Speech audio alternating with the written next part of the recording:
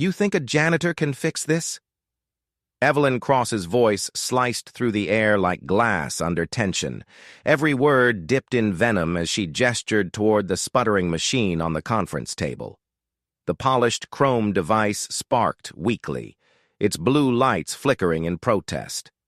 Around her, 20 executives in designer suits watched in stiff silence, their reflections dancing across the glass walls of Novacore Dynamics' Manhattan headquarters.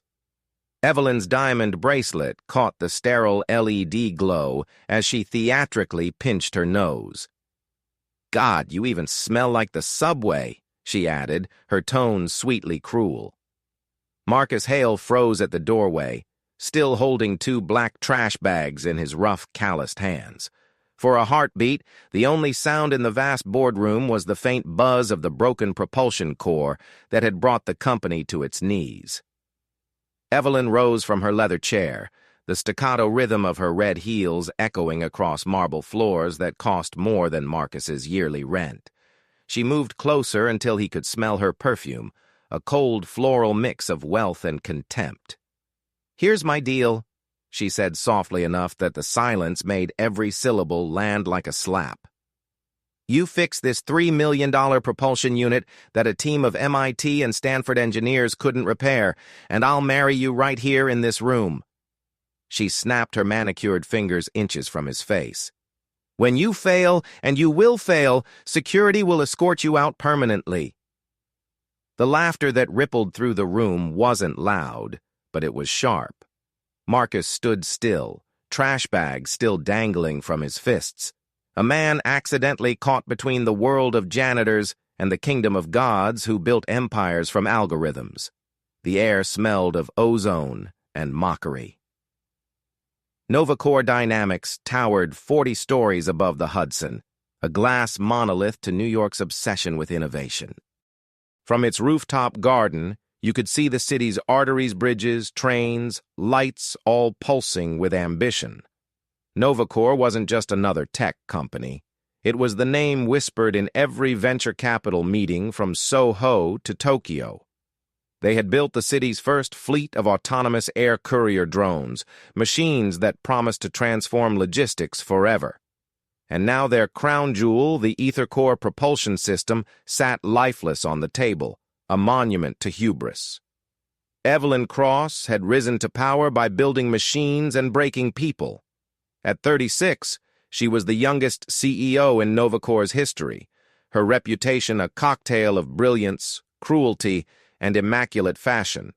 Her sleek platinum hair never escaped its bun, her tailored suits projected authority sharp enough to wound. The press called her a visionary. Her staff used other words, whispered behind closed doors, when they thought no one could hear. The propulsion system had been in development for 3 years, consuming tens of millions in research funding. Its promise was extraordinary, a lightweight AI-guided engine capable of maintaining drone flight efficiency at 94%, a revolution in aerial delivery. But for 6 brutal weeks, the prototype refused to cooperate. It would start, run beautifully for exactly 15 minutes, then shut down with a cryptic system message, "Phase interference detected." 3 separate engineering teams had failed to diagnose the cause. 65 test runs, 7 rebuilds, and countless sleepless nights had only led to failure and fury. Evelyn's patience, like her expensive mascara, was starting to crack. $72 million, she had screamed earlier that week, her voice echoing off glass walls as engineers shrank in their seats. "That's what we lose if this project doesn't go live by Friday. 72 million, and none of you geniuses can make this thing fly." Now she turned her fury into theater, her gaze landing on Marcus, the invisible man who swept floors no one else noticed. He'd been there for nearly 4 years, quietly pushing his cleaning cart through Novacore's sterile corridors, while engineers stepped around him as if he were part of the furniture. His ID badge read Technical Support Consultant, but everyone knew what he really was. The building's ghost, the man who emptied their trash and absorbed their cruelty in silence. Few knew he held a degree in mechanical engineering from Bronx Technical College. Fewer cared. Marcus didn't just clean, he listened. Machines spoke to him in frequencies and vibrations, in rhythms that others ignored. It was instinct, almost heritage. His late father, Arthur Hale, had been a subway mechanic for 30 years, the kind of man who could diagnose an engine by its hum.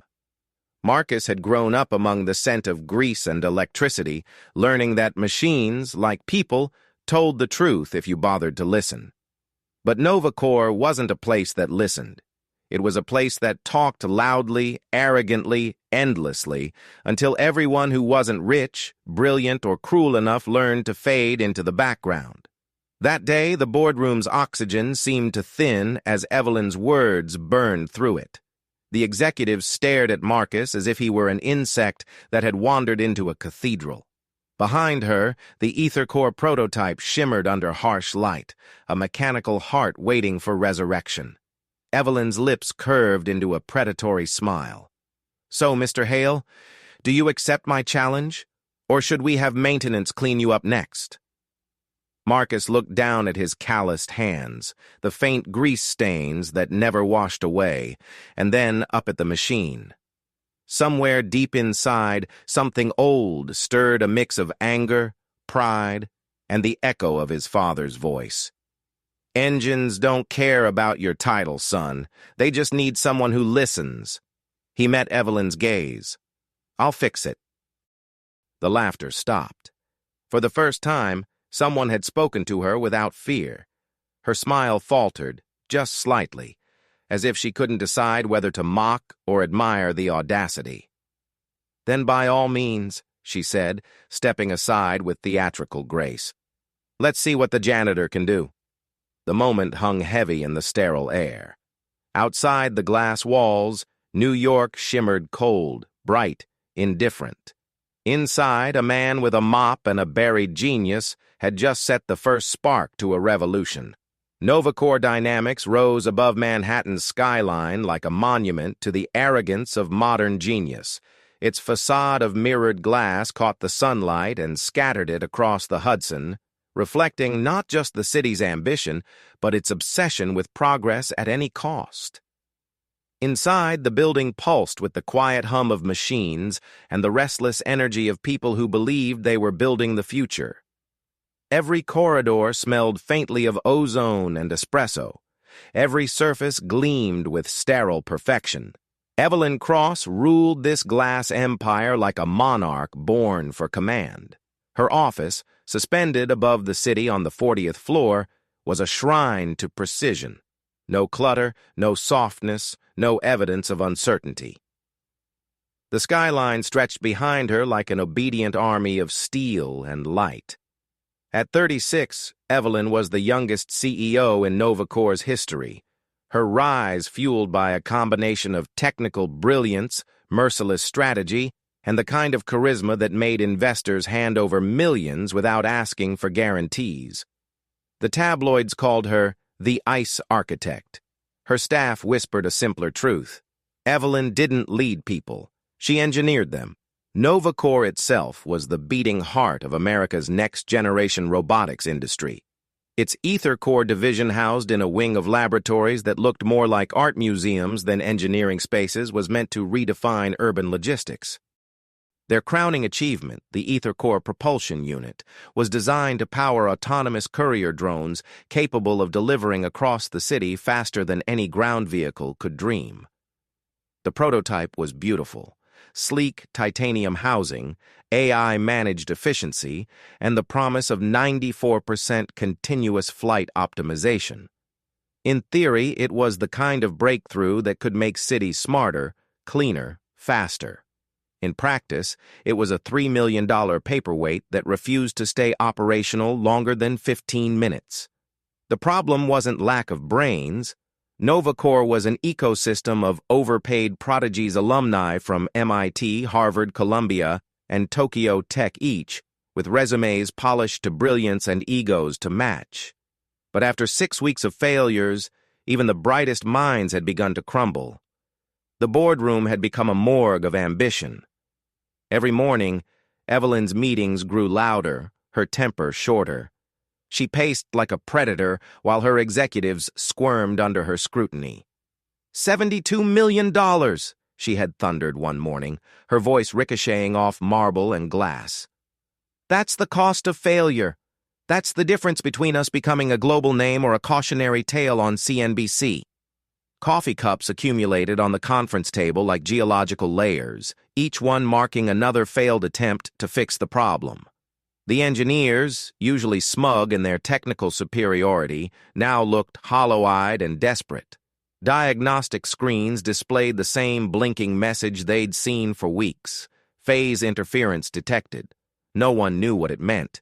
They had rewritten code, replaced components, even consulted with an energy harmonics firm from Zurich.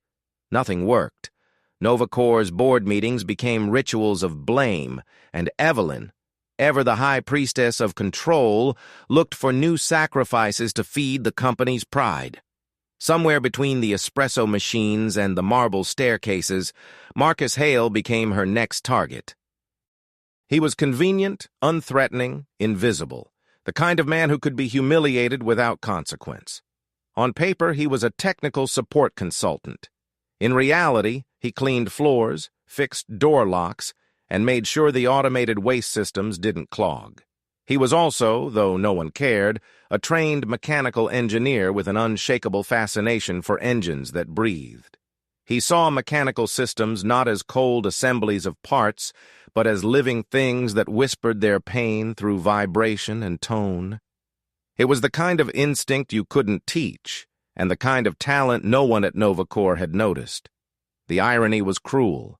A building filled with geniuses, and yet the one man who could hear the machine's language was mopping their floors.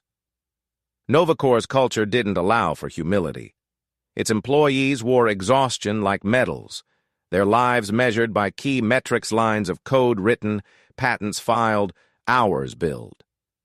No one cared about intuition, only data. They worshipped algorithms and despised anomalies. Marcus was the ultimate anomaly. A working-class New Yorker with grease under his nails and too much quiet in his soul. He had once dreamed of designing propulsion systems for aerospace companies. That dream had evaporated when his father suffered a stroke that left him unable to work. Medical bills mounted, and Marcus traded graduate school for survival. His nights became shifts in warehouses, his days spent fixing subway engines with the precision his father had taught him before the illness. By the time Novacore hired him through a maintenance subcontractor, the dream had faded into a dull ache he carried behind his calm eyes. But dreams don't die easily, and every time he walked past the EtherCore labs, something in him stirred. He would slow his cleaning rounds just enough to glimpse the engineers hunched over their prototypes, their laptops glowing like sacred relics. Sometimes, after midnight, when the labs were empty, he'd linger, reading the schematics left scattered across tables. He saw the patterns others missed, the way certain measurements didn't align, the conflicting algorithms that fought each other inside the AI's core logic. He noticed inconsistencies, subtle but lethal. The EtherCore's hardware was calibrated in metric, while its AI used imperial conversion tables. To most, the discrepancy was negligible. To Marcus, it was a silent war of decimals, a heartbeat out of sync. He never said a word. In Novacore's hierarchy, silence was safer than intelligence. The building itself reflected that philosophy. Every innovation floor was soundproofed, isolating departments like organs in a sterile mechanical body. The executives boasted about streamlined communication systems. But in truth, Novacore was a company that didn't listen to machines, to ideas, or to people. Still, Evelyn Cross believed she could brute force perfection through pressure, and as her empire shimmered above Manhattan's skyline, the cracks beneath its glass skin were widening. Investors were flying in from Tokyo to see a demonstration that could make or break the company's future. The EtherCore had one last chance to prove itself. Evelyn didn't yet know that her empire was about to tremble. not from technical failure, but from the quiet defiance of the man whose name she couldn't remember. Marcus Hale existed in Novacore's hallways like a shadow that refused to fade. Every morning he arrived before the elevators began their polite chime of productivity, pushing a maintenance cart through the echoing corridors while the city outside still yawned awake. He knew the rhythm of the building. The way lights flickered half a second before sunrise, the faint hum of servers behind glass walls, the subtle heartbeat of machines that never slept. To most, he was invisible. To the few who noticed him, he was the cleaning guy. Some nodded out of habit, others didn't bother. The executives walked past him as if he were an automated fixture. Yet behind the calm silence of his face, Marcus observed everything. He noticed that Novacore's labs smelled different when the engineers were nervous burnt metal, overheated circuitry, and too much coffee-masking failure. He heard the muttered curses when the propulsion unit shut down again, the defeated sighs that echoed long after the doors closed. The company's AI-driven walls tracked every metric efficiency, output, and even emotional tone in meeting transcripts, but it couldn't register the quiet determination of a man who refused to let his skills die. 3 years earlier, Marcus had entered Novacore through a technical staffing agency that promised growth opportunities and a pathway to full-time engineering roles. The title they gave him, Technical Support Consultant, sounded almost respectable until he saw the mop bucket waiting for him on his first day. Still, the pay was steady, and his father's hospital bills weren't. Arthur Hale had been a subway mechanic for the Metropolitan Transit Authority for 3 decades, a man whose hands were permanently scarred from fixing engines older than most of the city's buildings. Marcus had grown up at his side, holding flashlights and learning that every machine had a voice if you knew how to listen. "You can't force an engine," Arthur used to say, wiping his hands on an oil-stained rag. "You talk to it. You listen. It'll tell you what's wrong." Those words had guided Marcus through community college, where he'd earned top marks in mechanical engineering while working nights at a gas station. He'd once dreamed of transferring to Columbia for aerospace design, but when his father collapsed on the job from a stroke, those dreams were quietly boxed away with his old textbooks. Survival came first. At Novacore, he kept those instincts alive in stolen moments. Late nights when the building emptied, when silence returned and machines whispered again. He'd study the engineers' diagrams left open on digital displays, tracing their logic until he found the fault lines they missed. The ether core propulsion blueprints fascinated him. He saw the misalignment between physical design and AI coordination, a barely perceptible error, like a musician playing half a beat ahead of the orchestra. It wasn't arrogance that made him notice. It was intuition. He didn't think of himself as smarter than the people upstairs, only better at listening. The irony was bitter. The same company that built intelligent drones couldn't recognize intelligence in its own hallways. Even his paychecks reminded him of his invisibility. Maintenance division temp contractor. But Marcus didn't complain. Complaining made noise, and noise drew attention. He had learned that silence, properly used, was a weapon sharper than ambition. Occasionally, some intern or junior engineer would try to talk to him, polite, awkward, curious about the quiet man who always seemed to know where every wire and fuse box was. He answered briefly, smiled once, and kept moving. They never realized that the janitor they ignored could read schematics faster than most of them could skim an email. By the time Evelyn Cross started noticing his presence, Marcus already knew more about Novacore's flawed propulsion system than any of the people whose names appeared in the patents. He wasn't seeking recognition. He only wanted to understand why the machine sounded wrong when it ran, why its rhythms stuttered like a heartbeat under strain. He didn't yet realize that his quiet curiosity would soon become the spark that would shake Novacore's empire to its core. By late October, tension at Novacore had curdled into something heavy and electric. the Ether Core propulsion unit. The company's crown jewel still refused to cooperate. Each failed test deepened the silence that followed, a silence thick with dread and caffeine. The labs that once hummed with confidence now smelled of solder, sweat, and defeat. Evelyn Cross had begun arriving before dawn, her heels striking the marble like gunfire as she stalked through the research wing. Every morning meeting became a public execution. "We're supposed to be pioneers," she barked one Thursday, her words cutting through the conference room. "Instead, we look like amateurs with expensive business cards." No one dared to respond. The engineers sat slumped in ergonomic chairs that suddenly felt like thrones of judgment. Monitors glowed with endless error codes. Graphs of phase data sprawled across the walls like digital hieroglyphs no one could decipher. The machine would hum perfectly, then collapse in silence at the 15th minute mark, always flashing the same message: phase interference detected.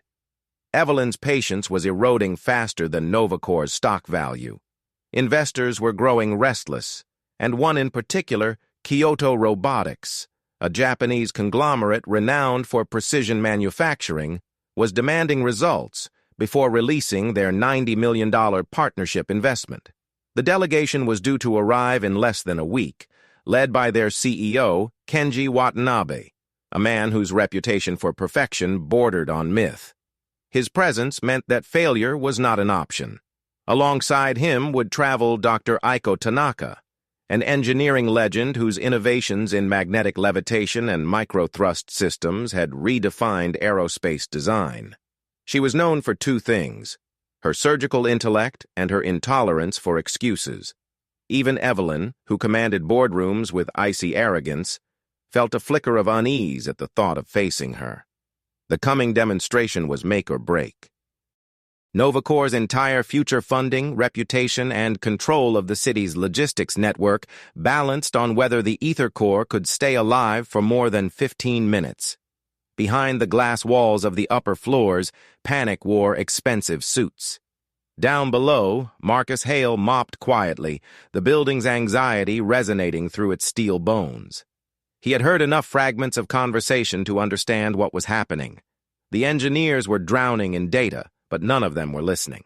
They blamed sensor drift, voltage fluctuation, even cosmic interference. But to Marcus, it all sounded like guesswork from people too proud to admit they didn't understand the machine they'd built. He'd linger at the edge of the labs, pretending to adjust a panel or collect trash, while his eyes scanned the holographic blueprints. The numbers told him something that the professionals missed. The synchronization between the AI's predictive algorithm and the propulsion coils was off by fractions of a millisecond, a gap small enough to escape detection, but large enough to cause resonance instability. He didn't need simulations to know it. He could hear it when the engine ran. It wasn't harmonic. It was fighting itself. Still, he kept silent. Evelyn's leadership style had turned the company into a theater of fear, where ideas flowed upward only if they came from the right mouth. He'd seen what happened to people who spoke out of turn: polite termination emails, swift ID deactivation, and whispers of non-compliance with corporate culture. One morning, as Marcus replaced a water filter in the executive lounge, he overheard two engineers muttering near the coffee machine. "She's going to fire half the team if this doesn't work," one said, voice tight with exhaustion. "And the janitor's next. I saw his name in the cost-cutting memo." The other snorted. "Good. Maybe he can fix a broom instead of pretending to understand tech." They laughed, unaware that Marcus was standing behind them. He said nothing, just turned back to his work, jaw tight. But that night, when the building emptied, he returned to the lab. The Ether Core prototype sat dormant under sterile light, a beautiful failure surrounded by discarded schematics and half-eaten energy bars. Marcus approached it like an old friend. He placed his palm against its housing and closed his eyes. Beneath the surface, he could feel the micro-vibrations of dormant systems cooling, like a body exhaling after strain. He whispered under his breath, "You're not broken. You're misunderstood." His father's voice came back to him from long ago. Engines don't lie. They just wait for someone who listens. In that moment, he realized what no one else had. Novacore's miracle machine wasn't malfunctioning. It was protesting. The AI and the mechanical system were speaking two languages slightly out of phase, and no one had been translating. As he left the lab, the city outside was drenched in cold rain, Manhattan's lights shimmering like circuitry against wet glass. The storm rolling in over the Hudson mirrored the one building inside Novacore. By the time Kyoto Robotics arrived, the sky would be black with both thunder and expectation. And Marcus, the invisible engineer, would soon step into the center of it all. By Monday morning, Novacore's headquarters felt like a pressure cooker. The Japanese delegation was arriving in 3 days, and panic was spreading faster than any memo Evelyn Cross could control. The Ether Core still failed its tests, shutting down like clockwork at the 15-minute mark. Each malfunction triggered more shouting, more late nights, and more despair disguised as determination. Engineers now slept in their offices, surrounded by energy drink cans and holographic models of failure. Evelyn paced the corridors like a general preparing for battle. Her assistants trailed behind, juggling phones and caffeine, whispering updates that never contained good news. "If we can't get that thing running by Thursday," she snapped during one early meeting, "we'll lose Watanabe's funding and our reputation. Do you understand what that means?" Nobody dared answer. Outside, the rain returned, drumming against the panoramic windows as if mocking the empire's fragility. Rumors of layoffs swirled like static in the air. Someone had leaked an internal memo about strategic restructuring, which everyone understood to mean firings. Marcus Hale was at the bottom of that invisible list, though he didn't know it yet. His badge access logs showed he worked more hours than anyone in the building, but management only saw a maintenance schedule. That evening, as Evelyn rehearsed her investor pitch, Marcus was on the 38th floor replacing an air filtration unit outside the executive conference room. Through the glass, he watched her pacing in front of the prototype, her gestures sharp, her words cutting. "I don't want excuses, I want miracles," she said to her lead engineer, a weary man named Alex Park. "Fix it, or find someone who can." Alex stared at the floor, silent. Evelyn's frustration flared into contempt. "Maybe I should let the janitor have a go," she sneered. Laughter followed, brittle and nervous. Marcus froze. He wasn't supposed to be there. But something in her voice, the cruelty masked as confidence, struck a nerve. He remembered his father's words, "Engines don't care who listens, only that someone does." He'd been watching for weeks, listening to the hum of the Ether Core every night after hours. The engine's problem wasn't software, it wasn't mechanical failure, it was miscommunication. The AI's predictive cycles were slightly out of sync with the propulsion coil's electromagnetic harmonics. It was like two musicians playing the same song a heartbeat apart. He knew he could fix it.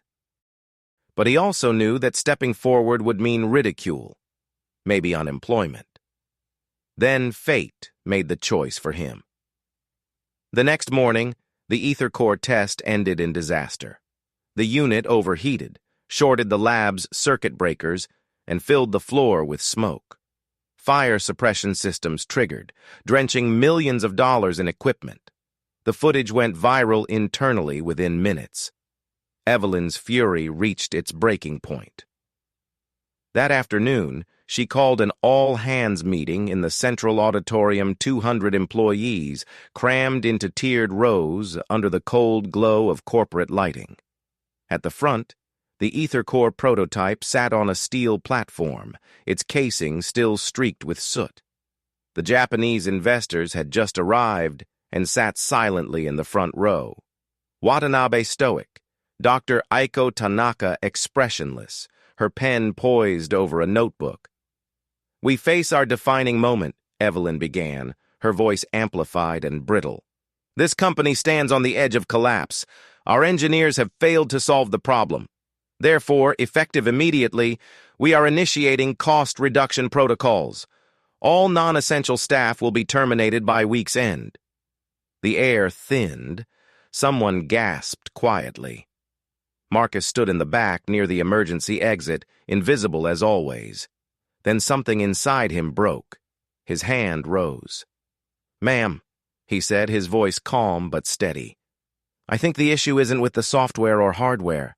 It's in the harmonic phase alignment." The entire room turned toward him as if drawn by gravity. Evelyn blinked, disbelieving. "I'm sorry. Who are you?" "Marcus Hale," he said. "Maintenance. Technical support." "Technical support," she repeated with mocking precision.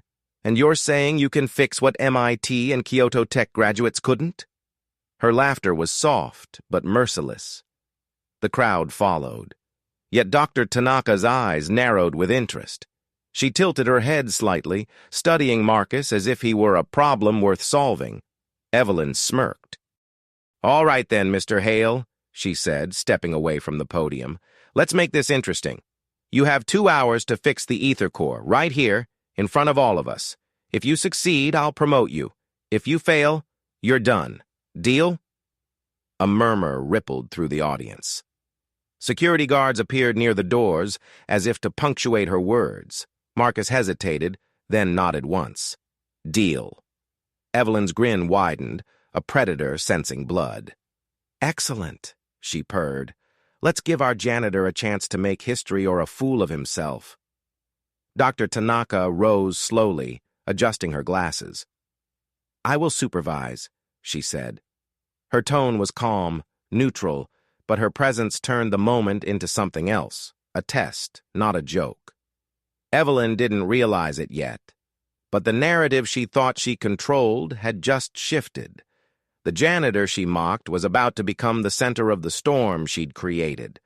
Long before Marcus Hale became the man standing before 100 skeptics in Novacore's auditorium, he was a boy in a mechanic's workshop that smelled of oil, iron, and rhythm. His father, Arthur Hale, believed that machines had souls, that if you paid attention long enough, they told you their secrets. The old mechanic's garage sat on the edge of Queens, wedged between a row of laundromats and a tire shop. It was small, loud, and always full of half-repaired engines that coughed like stubborn old men. Arthur's tools hung neatly on the wall, each one labeled in fading ink. He worked slowly, methodically, as if time itself bent to his understanding of steel. "Engines don't break, Marcus," he used to say, handing his son a wrench too large for his hands. "They just stop being heard. You gotta listen, not fix." On summer evenings, when the city's heat turned the air heavy and metallic, Marcus would sit on the garage floor, tracing the pattern of oil stains while his father tuned an old subway motor. The sounds were hypnotic, the chug, the hiss, the hum. Arthur would motion for silence, then press a finger to the air. "Hear that? That's compression timing off by a hair. You feel it more than you hear it." Marcus would nod, though half the time he didn't understand until years later. When other kids collected baseball cards, he memorized the sound of engines. At 13, he rebuilt a rusted generator by following nothing but instinct and the subtle difference in pitch between healthy and damaged bearings. His father had watched, proud and a little in awe. "You've got my ear," he said, "but don't waste it chasing rich men's machines. Build something that matters." Life, however, was never kind enough to allow such purity. When Arthur's stroke struck without warning, the garage lights dimmed forever. The medical bills hit harder than any wrench, and Marcus's college dreams were replaced by night shifts and overdue notices. He still carried his father's philosophy, scribbled on the back of a workbench schematic. Respect the machine. Understand its voice. Every time Marcus stepped into Novacore's labs years later, surrounded by brilliant minds who thought emotion had no place in engineering, he felt the quiet ghost of his father standing beside him. He would glance at the EtherCore prototype and remember the old subway engines, the same stubborn refusal to yield until someone truly listened. The night before the demonstration, he couldn't sleep. He returned to the lab under the dim emergency lights, alone except for the machine. He laid his hand on the engine's casing and closed his eyes. The vibrations were uneven, like a musician playing slightly out of tune. It reminded him of the first subway motor he'd repaired with his father. He spoke softly, almost to himself. "You're not broken. You're just waiting for someone to hear you." The words calmed him. The memory of Arthur's steady hands and quiet patience filled him with resolve. NovaCore's empire had all the technology in the world, but none of the humanity that made invention possible. Tomorrow he would show them what his father had taught him, that real engineering wasn't about status or code, but connection. Machines, like people, only performed perfectly when they were understood. The boardroom had transformed into a stage. 200 employees crowded behind the glass walls, their reflections forming a restless mosaic of disbelief and anticipation. At the center of it all, the ether core propulsion unit gleamed under surgical lights, its polished casing waiting to either vindicate or destroy. Evelyn Cross stood by the panoramic windows, her arms crossed, her expression fixed somewhere between contempt and amusement. 2 hours, she reminded, her voice echoing through the microphone. "That's all you get, Mr. Hale."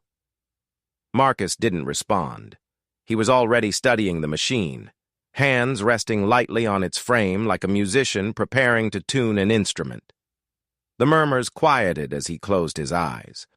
The building's hum faded away, until all he heard was the mechanical pulse beneath his fingertips. Uneven, strained, out of rhythm. "It's not broken," he said softly. "It's confused." Some engineers snickered. Evelyn smiled thinly. "Brilliant diagnosis," she said. "Perhaps next you'll offer it therapy." But Dr. Aiko Tanaka silenced her with a raised hand. "Let him continue," she said in a voice that carried authority, born from decades of precision. Cameras whirred to life. NovaCore's social media team had begun live-streaming the challenge under the tag #NovaCore Test. Thousands were already watching. Marcus ignored them all. He pulled the diagnostic interface toward him and began examining the live telemetry. The AI's predictive algorithms were perfectly functional, yet they were making microscopic corrections that destabilized the propulsion field. The issue wasn't mechanical, it was temporal. "Your calibration cycles are off by 0. 4 seconds, he said finally, his voice calm. "That's why your magnetic coils drift into resonance conflict after 15 minutes. The system keeps trying to synchronize 2 clocks that don't speak the same language." Alex Park, one of the lead engineers, frowned. "That's impossible. The internal timing references are unified." Marcus gestured toward the graph on the holographic display. "Not quite. The propulsion firmware was coded using American interval standards, but the AI control core runs on Japanese sync protocols. It's a cross-time standardization fault, a digital version of 2 musicians following different metronomes." Silence followed. The engineers glanced at one another, half skeptical, half intrigued. Evelyn looked impatient. "You're suggesting our entire AI core is misreading milliseconds?" "Yes," Marcus said simply, "and it's enough to tear harmony apart." He turned toward the equipment cart and selected a synchronization relay, a small, unremarkable device used for timing calibration. "With your permission," he said to Dr. Tanaka, "I'll install a dynamic phase regulator. It'll compensate for the offset in real time." She nodded once. Evelyn opened her mouth to protest, but stopped when Watanabe leaned forward, his sharp eyes gleaming with interest. "Proceed," he said quietly. The air thickened with focus. Marcus knelt beside the machine, his movements deliberate but fluid. He rerouted 2 minor data lines, inserted the regulator, and initiated manual calibration. On the monitors, the timing graph stabilized like a heartbeat finding rhythm. He spoke as he worked, his voice steady. "My father used to say that engines talk in patterns. When 2 parts stop listening, you don't force them, you teach them to agree." The final wire clicked into place. "There," he said. "Try it now." Dr. Tanaka pressed the ignition. The ether core roared to life, its deep metallic hum filling the room. For the first few minutes, nothing unusual happened. Then the familiar tension crept in, the 15-minute threshold approaching.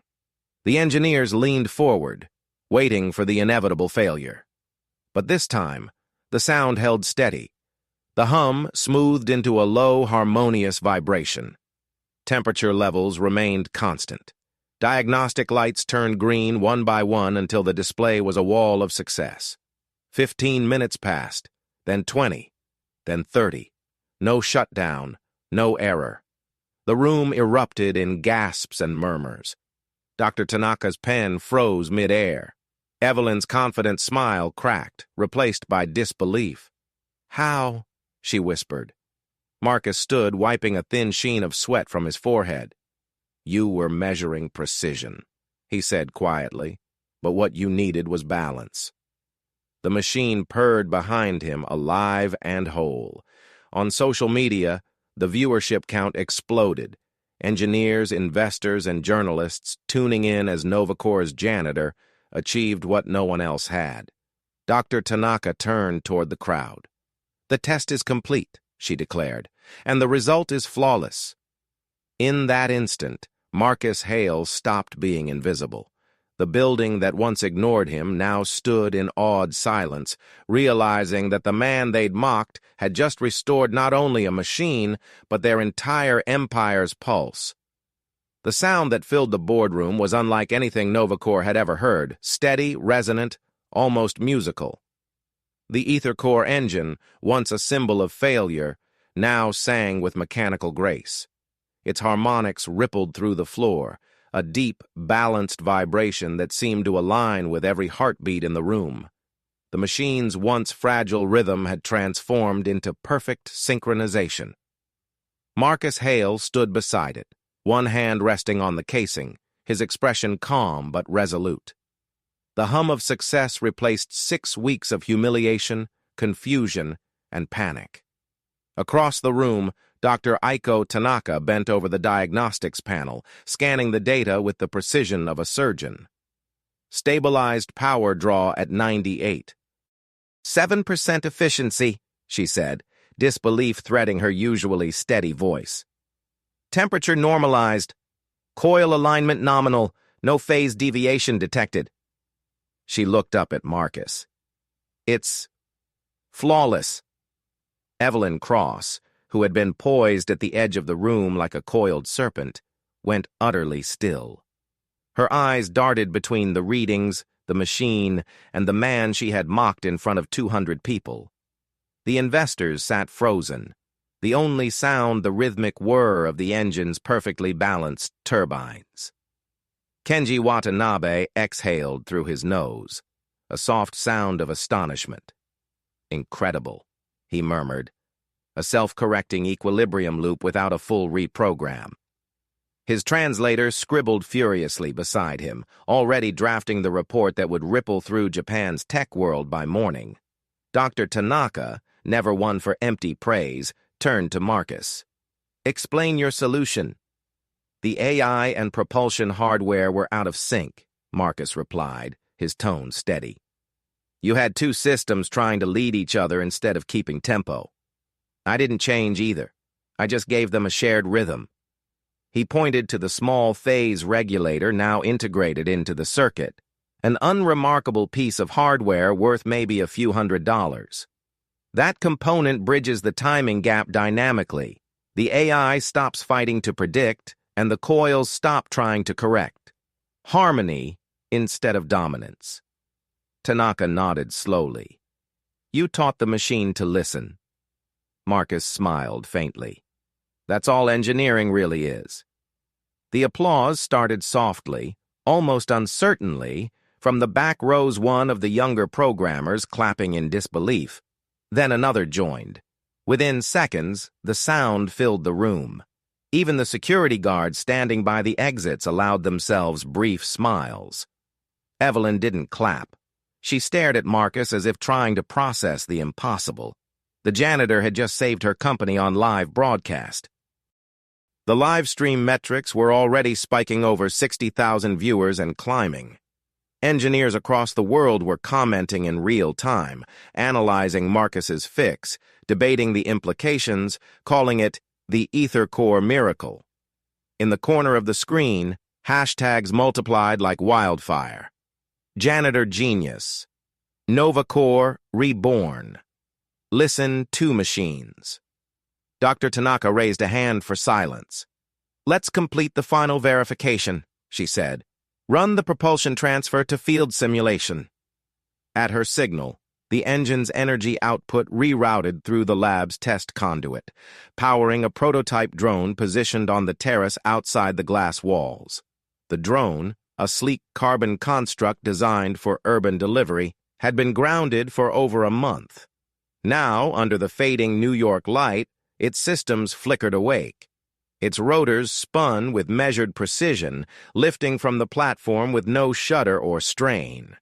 Gasps echoed through the boardroom as the drone hovered effortlessly, its path guided by the same AI that had once sabotaged it. Marcus watched as it moved gracefully through the air, circling the tower before returning to land in perfect alignment. The entire demonstration lasted 37 minutes, well past the 15-minute failure mark. The diagnostic screens remained stable, every metric within ideal range. Nova Core's nightmare had turned into a miracle. Dr. Tanaka's professional detachment cracked into a smile. "Mr. Hale," she said, bowing her head slightly, "you've accomplished what our best teams could not. Your intuition bridges art and science." Watanabe rose from his seat, offering a deep nod. "Kyoto Robotics will proceed with full investment," he announced, his English precise and deliberate. "In fact, we may increase our commitment. This level of insight is exceptional." The engineers erupted into cheers. Marcus stood motionless, his pulse steady, his focus still on the softly humming engine. For him, the victory wasn't corporate. It was personal. Somewhere deep in his memory, his father's voice echoed, "You can't force a machine to work, son. You help it find its rhythm." He felt a lump rise in his throat, but swallowed it down. The world saw a miracle of engineering. Marcus saw a conversation finally understood. As the drone settled back onto the terrace, Dr. Tanaka turned to Evelyn. "You should be proud," she said pointedly. "It appears your company employed a genius under your nose." Evelyn's lips twitched into something between a grimace and a smile. "Yes," she said quietly, "under my nose." Outside, the drone lights blinked against the New York dusk, reflected in the glass walls of Nova Core's tower. The storm that had raged for weeks was gone, replaced by the calm hum of balance rediscovered. The janitor had rewritten the laws of his own invisibility, and the city, watching from thousands of screens, had just witnessed it happen live. For a moment, time in the boardroom seemed to stand still. The machine's perfect hum filled the silence like a hymn, and the world that had laughed at Marcus Hale now watched him with reverence and confusion. Cameras still streamed, but the story had already rewritten itself. The janitor who fixed the impossible. By evening, the news had crossed continents. Tech outlets headlined it, "The Ether Core Miracle," and social media turned Marcus into a symbol of working-class genius. Memes, think pieces, and analysis flooded the digital world, all orbiting around the same shocking truth. Nova Core's savior wasn't an engineer, wasn't even on the payroll, but a man they'd never noticed until now. Within hours, investors called emergency board meetings. Kyoto Robotics doubled their offer, stipulating one condition: Marcus Hale must lead the Ether Core division. The irony wasn't lost on anyone. In a single afternoon, the invisible janitor had become the cornerstone of the company's future. Dr. Aiko Tanaka personally escorted Marcus through the hallways, now buzzing with applause. "I've seen brilliance in many forms," she told him quietly, "but I've never seen humility paired with it. That combination is rare." Don't let them take it from you. Downstairs, the press had gathered in the lobby, cameras flashing as if a celebrity had arrived. Marcus felt none of the thrill they expected. Fame was noise, and he had always preferred silence. He answered questions with calm brevity. It wasn't magic. The machine just needed someone to listen. Those words spread faster than the story itself, quoted in headlines from New York to Tokyo. Evelyn Cross, meanwhile, was unraveling. The same live stream that had made Marcus a hero had captured every moment of her arrogance, the sneer, the mockery, the wager that turned into her undoing. Within 24 hours, internal emails leaked, revealing months of toxic leadership and cover-ups about project delays. The board convened an emergency session. Evelyn arrived wearing her usual perfect suit, but the sharp confidence was gone. As she stepped into the conference room, every eye turned toward her, not in respect this time, but judgment. The chairman spoke first. "Ms. Cross," he said evenly, "NovaCore thrives on innovation, not humiliation. The world has seen how you treat those beneath you. Effective immediately, you are suspended pending investigation." Her mouth tightened, the practiced poise cracking. "This company exists because of me," she said. "Without my leadership." "Without Marcus Hale," the chairman interrupted, "there would be no company to lead." The decision was unanimous. Evelyn was escorted out of the building she had once ruled like an empire.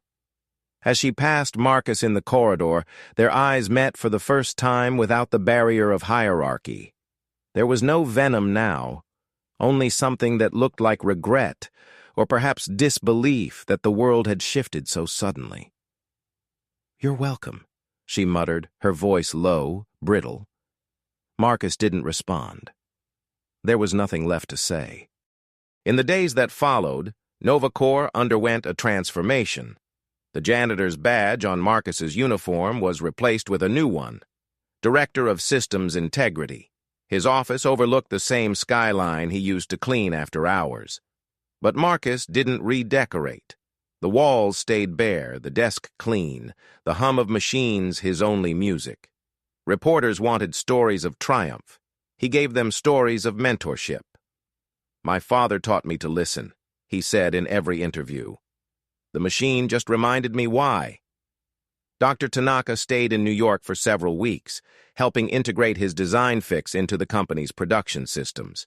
She often stopped by his office, sometimes to discuss engineering, sometimes to sit in quiet appreciation of what humility had accomplished where ego had failed. And though NovaCore's stock soared and its public image recovered, those who had been in that boardroom knew something fundamental had changed. Innovation was no longer about control. It was about understanding. For the first time, the company learned to listen. Evelyn Cross disappeared from public view, her empire gone, her legacy replaced by the legend of the man she'd mocked. Marcus didn't celebrate her downfall. He pitied her blindness. In her own way, she was a machine that had never learned to hear. Winter settled over Manhattan like a clean slate. The glass walls of NovaCore Tower reflected snow instead of storm clouds now, and inside, the company hummed with a new rhythm, measured, human, alive. The EtherCore fleet had launched successfully across 3 continents, its drones tracing soft white arcs through city skies. They called it the Harmony Program, a tribute to the principle that had saved it, synchronization through understanding. At its center was Marcus Hale, the man who had once swept those same hallways unnoticed.